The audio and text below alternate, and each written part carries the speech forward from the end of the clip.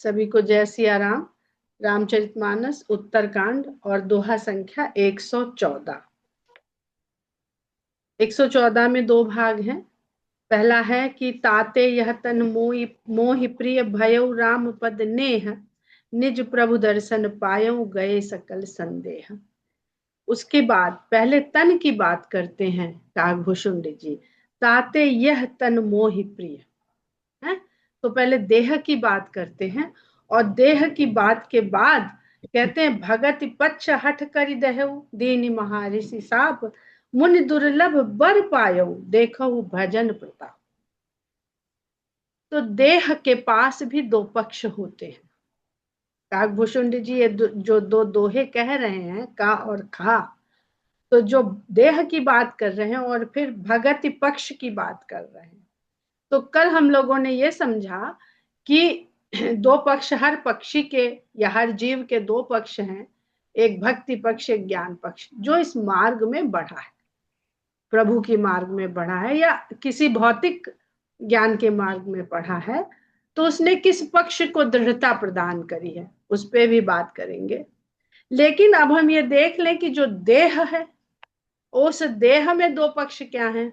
पंख तो दिखते नहीं है, तो ज्ञान और भक्ति हैं, लेकिन ये आध्यात्मिक पक्ष हो गया। भौतिक पक्ष क्या है ये दो पक्ष होने का, वो है एक देह और एक आत्मा। इसी की पूरी चर्चा है उत्तरकांड के इस भाग में, देह और आत्मा। देह यानी जिसको हम लोग जीव कह लें, जीव और परमात्मा, जीवात्मा और परमात्मा। लेकिन वो बाद की बात है, अभी इस देह के जो दो पक्ष हैं, जो ये देह जो हम लोग ले करके बैठे हैं, इसको जाना किधर लेके जाना है, परमात्मा की ओर। लेकिन अभी जो लेके बैठे हैं, इसका एक पक्ष है देह और दूसरा पक्ष है आत्मा। देह दिखती है, आत्मा नहीं दिखती है। और ये देह और आत्मा के बीच में जो बाकी हमको नजर आता है, वो क्या है, वो है मन बुद्धि चित्त अहंकार। नजर यानी अनुभव। देह पूरी तरह से दिखती है, मन बुद्धि चित्त अहंकार अनुभव होते हैं, अनुभव की चीजें हैं। और आत्मा अनुभव से परे है, अगम्य है।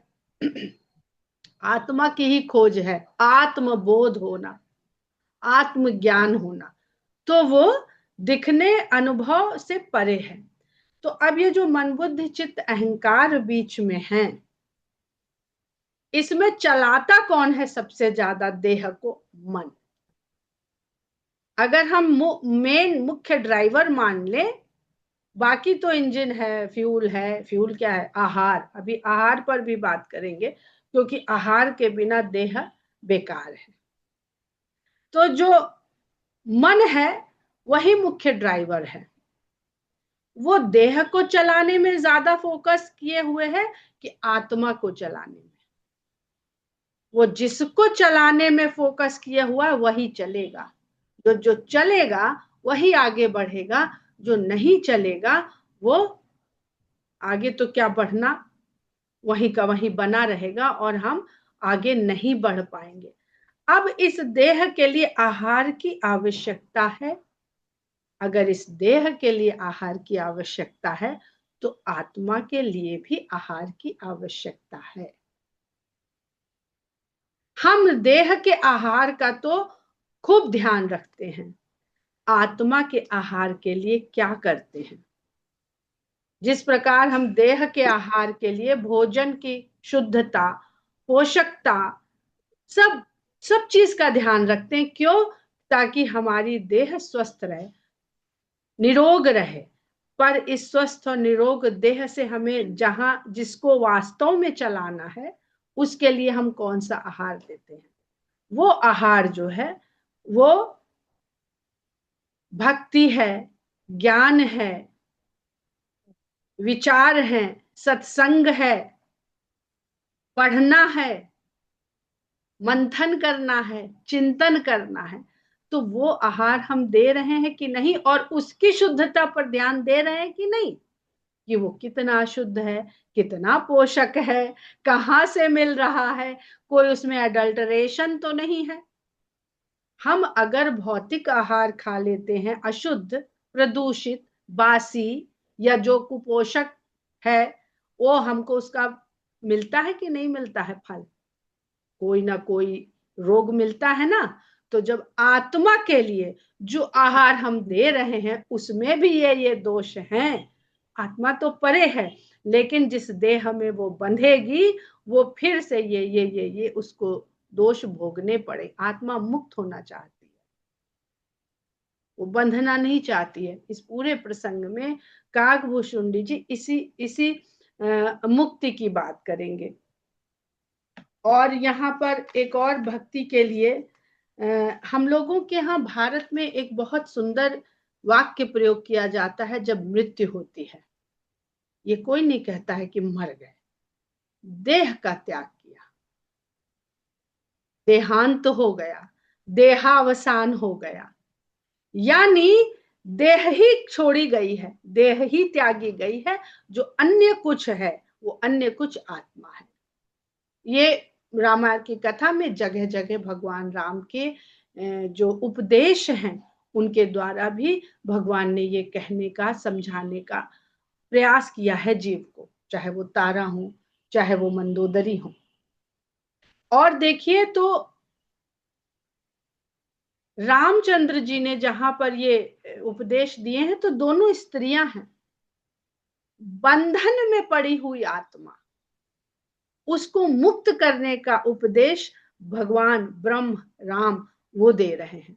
तो हमें यह समझना चाहिए कि वही आत्मा जब बंधन में आ जाती है तो स्त्री स्वरूप हो जाती है, और वही आत्मा जब आत्मबोध करके परमात्मा के समक्ष हो जाती है, भक्त हो जाती है, तो वो इन बंधनों से मुक्त हो जाती है। हम लोग बहुत आसानी से स्त्री और पुरुष में पूरी सृष्टि को बांटे रखते हैं और अपनी बुद्धि के संकुचन के कारण इसी भेदभाव में पड़े रहते हैं। इसका बड़ा ही सुंदर आगे प्रसंग है, उसको सुनिएगा। तो कहते हैं जे असि भगति जानि परिहरहि, भगति पक्ष हट कर दह, और भक्ति का पक्ष मैंने हट करके रखा तो दिया तो महर्षि ने मुझे शाप, लेकिन वो शाप मेरे लिए वरदान बन गया। ये भक्ति का प्रभाव है, ये भक्ति की महिमा है। तो जो शाप को भी वरदान बना दे, उस भक्ति के बारे में उसकी महिमा का पूरा गुणगान नहीं किया जा सकता है। ये करने की, डूबने की वस्तु है।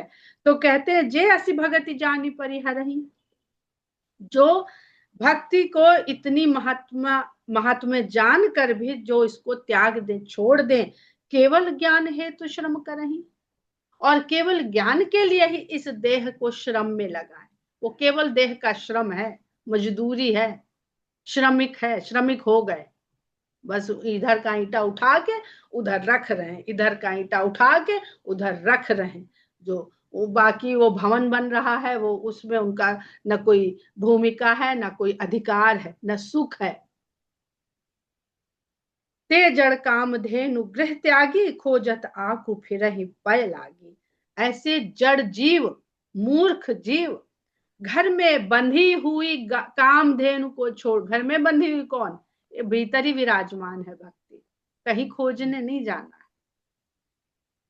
घर में बंधी हुई कामधेनु को त्याग करके दूध के लिए, दूध क्या है, पोषण है, वही जो हमने अभी पोषण आहार की बात करी। दूध को पोषण का हमारे यहाँ माना जाता है कि सारे पोषण देने वाला। अब आज की जाने दीजिए, आज क्या हो गया है दूध, आज दूध में दूध है ही नहीं। तो आंख खोजते फिरते हैं, मदार वो तोड़िए तो उसमें से दूध निकलता है। तो ये अज्ञानता है ना कि उसमें से भी दूध निकल रहा है और हम उसको पिएंगे तो वो तो विष के गुणों को धारण करता है, तो वो हमारा कल्याण नहीं करेगा, पोषण नहीं करेगा। सुन खगेश हरि भगत बिहाई, जे सुख चाहि आन उपाय। हे खगेश, हरि की भक्ति को छोड़कर यदि मनुष्य किसी अन्य उपाय से, आन यानी अन्य, किसी अन्य उपाय से सुख चाहते हैं, आंख का दूध पिएंगे, मदार का दूध पिएंगे तो सुख चाहेंगे नहीं, डॉक्टर के चक्कर लगाने पड़ जाएंगे, वैद्य हकीम जो भी जहां भी जाना पड़ जाए आपको। 63 महासिंधु बिनु तरनी, पैरी पार चाहि जड़ करनी। वे मूर्ख इस महासिंधु को, ये जो महासागर है जीवन का, इसको बिना नाव के पार करना चाहते हैं, बिन उतरनी। और कैसे चाहते हैं? हमको नाव नहीं चाहिए, पैर ही पार, पैर यानी तैरना, तैर करके पार कर जाना चाहते हैं। ऐसे ऐसी सोच केवल जड़ मूर्ख जीवों की है। अब यहाँ पर देखिए तो पार करने के कितने सुंदर आपको उदाहरण रामचरितमानस में मिलेंगे। भगवान राम को महासिंधु नहीं, केवल गंगा नदी पार करनी थी, तो केवट की नाव मांगी। सरल क्या है। कल राजरानी जी ये प्रसंग सुना रही थी, तो वहां पर ओम जी ने हंसी मजाक में कहा भी था कि तैरना जरूर सीख लेना चाहिए, पर तैरने में बड़ी कठिनाई है। तैरना, नदी को तैरने में कठिनाई है, फिर महासागर को तैरने में तो केवल कठिनाई ही कठिनाई है। तो इसलिए भगवान ने सेतु बना दिया कि कितने ही तैरना सीख पाएंगे। इस भवसागर, वो तैरना क्या है? ज्ञान मार्ग है। उस ज्ञान मार्ग में कितने ही चलना सीख पाएंगे। और फिर ज्ञान मार्ग यानी तैर के जाने में समुद्र के जीव जंतु, कभी तूफान आ गया, कभी सुनामी आ गई, कभी भंवर आ गई, तो डूबने के चांस बहुत हैं। हनुमान जी कहते हैं उड़ के पार कर गए, पवन पुत्र थे। उड़ के जाने की सामर्थ्य केवल हनुमान जी में है। अंगद ने भी कहा था चले तो जाएंगे, आ नहीं पाएंगे। तो ये उड़ना मान लीजिए या आप छलांग मान लीजिए, कूद के पार करना असंभव है। भक्ति योग में लिखा है कि हम जितने बंधन में पड़े हुए हैं ना, कि हम कूद के पार नहीं कर सकते हैं। हम किसी तरह से, पैर भी बंधा, हाथ भी बंधा, तो हम एक एक सीढ़ी चढ़ने का प्रयास करेंगे तो चढ़ लेना होगा। लेकिन अगर हम नीचे खड़े होकर के ये सोचेंगे कि कूद के पार कर लें, तो बल ही नहीं मिलेगा भीतर से। सारे तो बंधे हुए हैं, और कहाँ कहाँ बंधे हैं पता नहीं, कुछ दिखता नहीं है, काहे से बंधे हैं, कितनी गांठों से बंधे हैं। तो इसलिए भगवान, और क्या लिखते हैं वहां पर गोस्वामी जी, कि अगर पुल बना दिया जाए तो एक चींटी भी उसमें से अगर पार करना चाहे तो पार कर सकती है। तो भगवान ने जो सेतु बनाया है, और भगवान को सेतु बनाने में समुद्र ने सहायता नहीं करी, संसार सहायता नहीं करेगा। ऐसा समुद्र हो जो इस भवसागर से आपको उस पार पहुंचा दे, तो संसार सहायता नहीं करेगा, सहायक भगवान ही होंगे। भगवान की ही इच्छा से, भगवान की ही कृपा से सब वानरों ने मिल करके उस पुल का निर्माण किया। पहले क्यों नहीं उनका दिमाग चल गया? अगर उनके पास सामर्थ्य थी, बल था, बना लेते पुल। अरे भगवान कहाँ आप इनके चक्कर में मांग रहे हैं, हम सब हैं, हम बना देंगे पुल। तो सबका सहयोग चाहिए। फिर समुद्र ने भी सहयोग किया, फिर वानर और रीछों का भी उसमें बल लगा, फिर चाहे तो गिलहरी और चाहे तो जिसका भी कह दीजिए, सब ने बल लगा। तो भगवान ने एक सेतु का निर्माण कर दिया कि इस सेतु से जाने में सबको आसानी रहेगी। वरना तैर के जाने में पत्थर पत्थर भी ढूंढेंगे तो पत्थरों पे बहुत काई होती है, कब फिसल के नीचे गिर जाएंगे। तो राम सेतु जो सुंदरकांड का प्रसंग है, वो प्रसंग इसको यहां से जोड़ के देखिए कि 63 महासिंधु बिनु तरनी, पैर पार चाहि जड़ करनी। सुन भुसुंडी के बचन भवानी, बोले गरुण हरस मृदुबानी। हे भवानी, भुसुंडी के इस प्रकार के वचन सुन करके गरुण जी बहुत आनंदित हुए, हर्ष से भर गए, और मधुर वाणी में बोले, तब प्रसाद प्रभु मम उर माही, संशय शोक मोह भ्रम नाही। हे प्रभु, आपके प्रसाद से, कथा रूपी प्रसाद, वो प्रसाद नहीं जो कथा के बाद हम लोग लेने पहुंचते हैं। चौथा शंख बज गया, पांचवा शंख बज गया, चलो अब प्रसाद लेने चले। कथा ही प्रसाद है। तो आपके प्रसाद से मेरे हृदय में जो भी संशय थे, जैसे हम लोगों ने कल संदेह समझा ना, कि जो देह के संग हमें जोड़ दे वही मन हमारा, वो संदेह है। और संशय जो हमें शयन अवस्था यानी जागृत अवस्था से दूर ले जाए, हमारी जागृति को मिटा दे, हमें सुला दे, वो संशय है। शयन के संग कर देना संशय और देह के संग कर देना संदेह। शोक मोह भ्रम ना है, अब न मुझे शोक है न मोह है न भ्रम है। शोक के ये सब यही कारण है। सुने पुनीत राम गुण ग्रामा, तुम्हारी कृपा लहे विश्रामा। मैंने राम की जो पुनीत गुणों के समूह को, भंडार को, कथा को आपसे सुना, वो आपकी कृपा से मुझे विश्राम मिला। अब मेरे जो मैं इधर उधर बाला फिर रहा था, कहाँ जाऊं, किससे पूछूं, किससे अपना भ्रम दूर करूं, मैं विश्राम को पा गया। एक बात प्रभु पूछो तो ही, कहहु बुझाई कृपा निधि मोही। पर एक बात आपसे और पूछना चाहता हूँ, मुझे जरा समझा बुझा के करिएगा। कृपा निधि, अभी थोड़ी कृपा और चाहिए, और कृपा देने से कभी समाप्त नहीं होती है। वो जो कृपा निधि है, कृपा सागर है, कृपा सिंधु है, वो सिंधु ही बना रहेगा। जितना बांटेगा उतना फिर बरस के उसी के ऊपर भक्त को देगा, भक्त बरस के फिर उसे मिल जाएंगे आकर के। कहा ही संत मुनि वेद पुराना, नहीं कुछ दुर्लभ, नहीं कछ दुर्लभ ज्ञान समाना। सोई मुनि तुम सन कहे गोसाई, नहीं आदरे हो भगत की नाई। कहते हैं कि वेद पुराण हो या संत मुनि हो, वो तो कहते हैं कि ज्ञान के समान इस संसार में दुर्लभ कुछ भी नहीं। और वही तो आपसे लोमश मुनि जी कह रहे थे, कुछ आपका बुरा तो नहीं कर रहे थे, आपको कहीं और तो नहीं लिए जा रहे थे, अच्छी बात ही आपको बता रहे थे। सोई मुनि तुम सन कहो गोसाई, हे गोस्वामी, मुनि ने आपसे वही तो कहा था, नहीं आदर हूं भगत की नाई। लेकिन आपने सुना सब, लेकिन भक्ति के समान उस ज्ञान का आदर नहीं किया। ज्ञान ही भक्ति ही अंतर केता, सकल कहो प्रभु कृपा निकेता। ज्ञान और भक्ति में कैसा अंतर है, अब जरा हमें यह भी समझा के कह दीजिए। कल सबके जो प्रश्न थे वो प्रश्न यहाँ पर ऑलरेडी उद्धृत है। तो सकल कहूं प्रभु कृपा निकेता, हे कृपा निकेतन प्रभु, मुझसे सब के सब कहिए, सकल यानी सारे। सुनि उर्गार बचन सुख माना, सादर बोले काग सुजाना। तो खगेश जी फिर से उर्गारी हो गए। खगेश जी पक्षी राज जो है वो फिर से उर्गारी हो गए, यानी सर्प के शत्रु हो गए। अभी प्रश्न मन में चल रहे हैं, सर्प के फन की भांति उठा लेते हैं, जैसे सर्प फन उठा लेता है, तो फिर एक प्रश्न उनके मन से उठ आता है। तो उनके ये इस प्रकार के वचन सुन करके सुन उर्गारी बचन सुख माना, काकभूषुंड जी खुशी हुए कि चलो किसी ने तो पूछा कि भक्ति को आपने क्यों अच्छा माना, भक्ति को आदर दिया, ज्ञान को क्यों नहीं दिया। सादर बोले काग सुजाना। तो सुजान काकभूषुंड जी बहुत आदर के साथ बोले, भक्ति ही ज्ञान ही नहीं कछु भेदा, उभय हर ही भव संभव खेदा। शुरू से रामायण पढ़ लीजिए, सगुन निर्गुण ही नहीं कछु भेदा। जहां देख लीजिए गोस्वामी जी अभेद को स्थापित करते हैं। पता नहीं वो कौन लोग हैं जो गोस्वामी जी को जगह जगह इस तरह से कोट करते हैं कि गोस्वामी जी ने ये भेदभाव डाला, वो भेदभाव डाला, हर चीज का भेदभाव डालने के लिए गोस्वामी जी के ऊपर आरोपित करते हैं।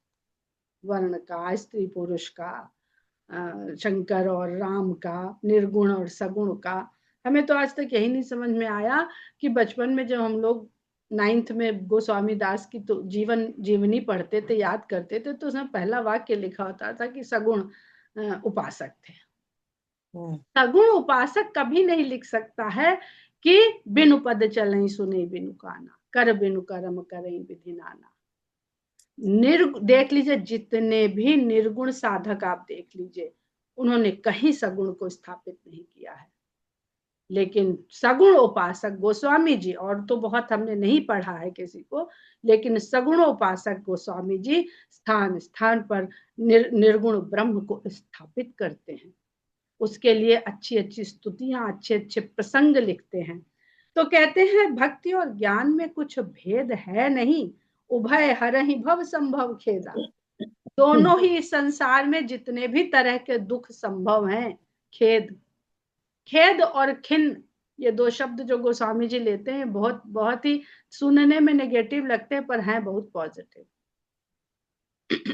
ये दोनों ही संसार में संभव, हर खेद को हरने वाले हैं, दूर करने वाले हैं। नाथ मुनि से कहाई कछु अंतर, सावधान सो सुन विहंगवर। हे नाथ, मुनियों ने, श्रेष्ठ मुनियों ने इन दोनों में कुछ हल्का सा अंतर बताया है। हे विहंगवर, हे पक्षी श्रेष्ठ, एक एक पर्यायवाची को अगर आप जटायु जी के, अरे गरुड़ जी के सुनेंगे ना, तो अपने आप खुलने लगेंगे जो भ्रम के फंदे हैं। सावधान सो सुन विहंगवर, आप सावधान होकर के उसको सुनिएगा। सावधानी हटी दुर्घटना घटी। अगर सावधान होकर के नहीं सुना गया तो फिर ये अभी चलता रहेगा, स्पष्ट नहीं होएगा। ज्ञान विराग जोग विज्ञाना, ए सब पुरुष सुनहु हरि जाना। पुरुष प्रताप प्रबल सब भांति, अबला अबल सहज जड़ जाती। ज्ञान, वैराग्य, योग, विज्ञान, ये सब पुरुष प्रधान गुण है। हम लोग सीधे सीधे कहें तो पुल्लिंग शब्द है। ज्ञान आता है, वैराग्य आता है, योग सीखा जाता है, विज्ञान पढ़ा जाता है, सब पुल्लिंग है। ये सब पुरुष सुनहु हरि जाना, ये इस संसार के सब सूक्ष्म पुरुष हैं, आध्यात्मिक पुरुष हैं। ये देह से नहीं पुरुष हैं, देह से नहीं दिखते। ये पुरुषोचित गुण को धारण करने वाले हैं। पुरुष प्रताप प्रबल सब भांति, और पुरुष के बारे में क्या कहा जाए, बड़ा प्रतापी है, बड़ा बलवान है, परम बल है पुरुष के बाद सब प्रकार का, हर तरह का प्रताप और बल पुरुषों के पास है। अबला अबल सहज जड़ जाता, और अबला अबल है, बलहीन है, और सहज ही, मतलब उसको जड़ बनाने में कुछ किया नहीं जाता, वो स्वाभाविक रूप से ही जड़ है, जड़ता है। अब यहाँ पर आप अगर सांख्य, जब हम लोग दर्शन पढ़ रहे थे, तो किस प्रकार परमात्मा से पुरुष और प्रकृति जड़ है जब तक उसमें पुरुष चेतना के रूप में प्रवेश नहीं करता है। शिव पार्वती का मिलन ही तब अखंड हो जाता है जब शिव शिव है और पार्वती पर्वत की पुत्री हो जाती है, जड़ हो जाती है। हमें ईश्वर की प्राप्ति जो जड़ता का भाव है, हम इसलिए कहते हैं कि सब स्त्री हैं, जो ज्ञानी हैं, जो वैरागी हैं, वो सब पुरुष हैं। बाकी सब भगवान के सामने या प्रकृति के सामने, प्रकृति तो स्त्री है, अब उसके सामने किस पुरुष का बल चलता है जो अपने आप को पुरुष मानता है। तो यहाँ पर किसकी बात हो रही है उसको बहुत ध्यान से समझिएगा।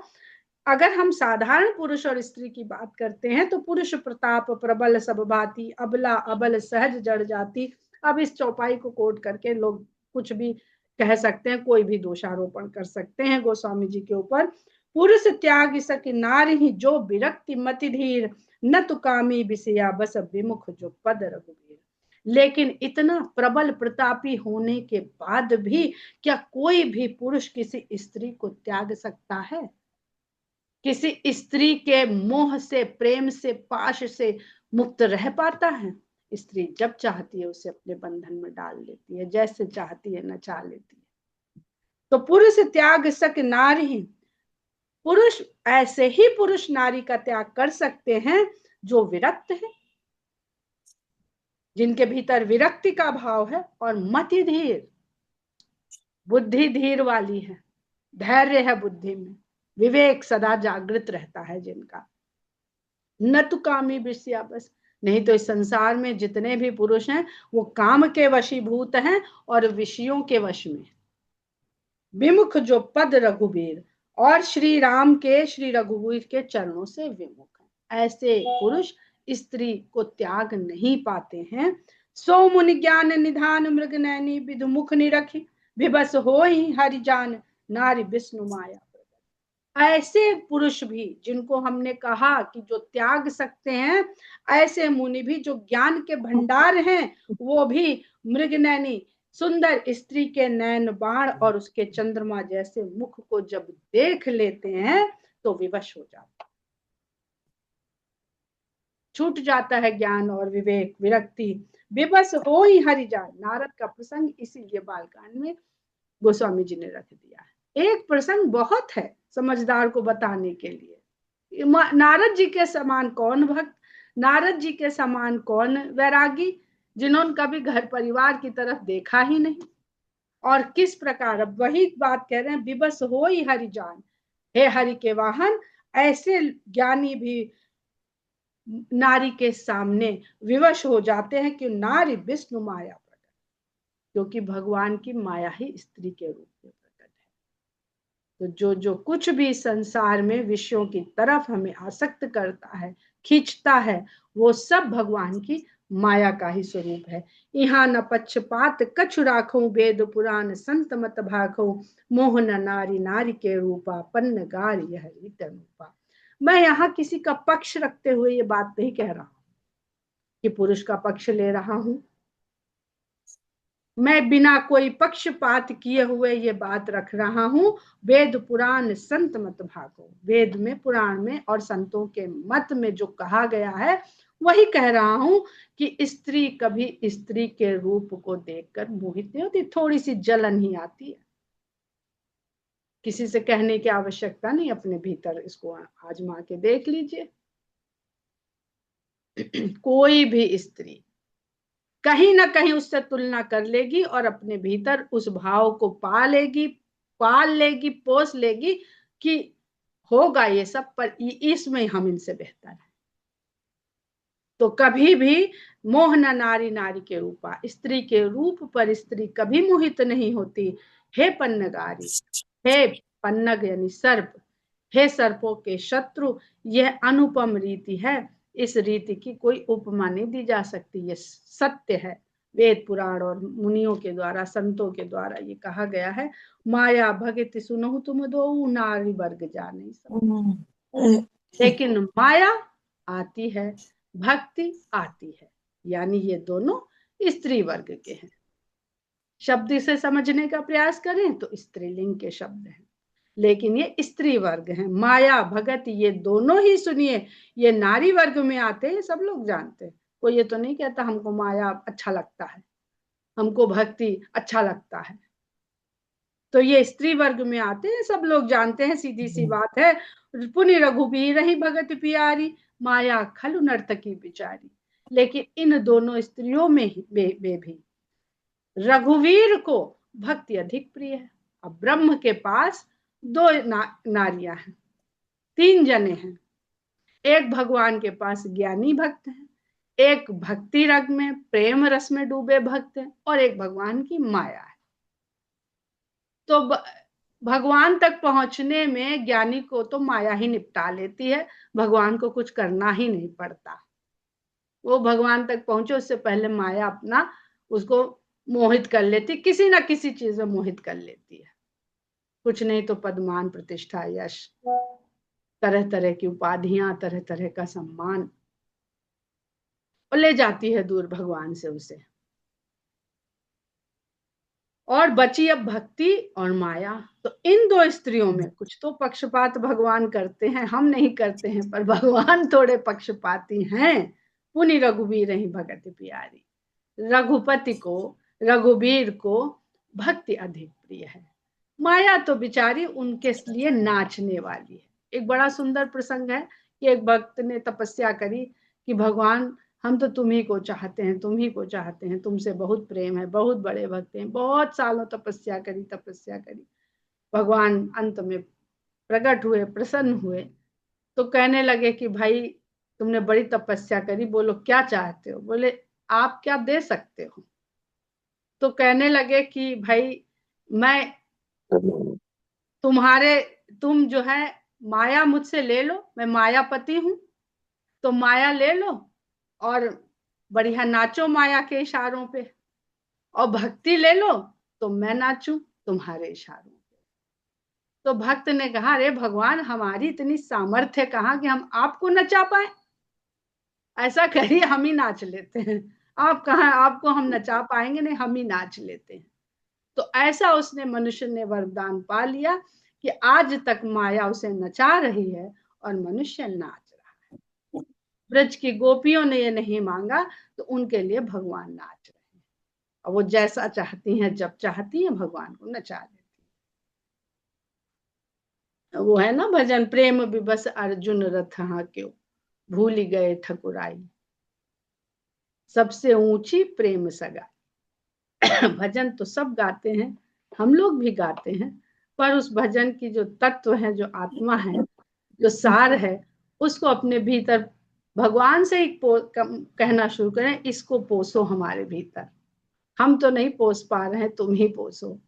तो कहते हैं भगति सानुकूल रघुराया, ताते थे डरपति तिमाया। अब दो स्त्री हैं और एक स्त्री भगवान को अधिक प्यारी है, तो दूसरी वाली तो डरेगी उससे। भक्ति सानुकूल रघुराया, भक्ति को रघुराम के अनुकूल पाती है वो, कि राम का विशेष इनके ऊपर स्नेह है, अनुकूलन अधिक है, तो उससे माया डरती है, भक्ति से माया डरती है। राम भगति निरुपम निरुपाधि, बसई जासु उर सदा अभादी। राम की भक्ति की कोई उपमा नहीं है, कोई उपाधि नहीं है, यानी ऐसे भक्त को कुछ चाहिए ही नहीं। बसई जास उर सदा आबादी, वो जिसके हृदय में अबाध रूप से बस जाती है, तही बिलो की माया सकुचाई, तब माया सकुचाती है। और देखती है कहीं जगह है तो वहां से माया घुस लेती है। लेकिन ऐसी अबाध भक्ति हो, निरुपम हो, निरुपाधि हो, कि उसके बराबर उसके लिए कुछ है ही नहीं ऐसे जीव के लिए, तही बिलो। मीरा को देख लीजिए, जितने भी भक्तों के नाम देख लीजिए, उससे बड़ी माया क्या हम लोगों के पास है जो हमें डिगा दे, वो सुख साधन से अधिक है। लेकिन मीरा को नहीं चाहिए था, तो नहीं चाहिए था। तही बिलो की माया सकुचाई, करी न सकई कछु निज प्रभुताई। ऐसे भक्तों को देख करके माया संकुचित हो जाती है, संकोच में पड़ जाती है, और उसकी प्रभुता वहां पर कुछ भी नहीं चल पाती है। अस विचारी जे मुनि विज्ञानी, जाचहि भगति सकल सुखानी। जो विज्ञानी तत्वज्ञ मुनि इस विचार को समझ लेते हैं, जान लेते हैं, वही भगवान से सब सुखों की खान भक्ति की याचना करते हैं। हम लोग यहीं पर विराम लेते हैं। जय सिया राम। जय सिया राम।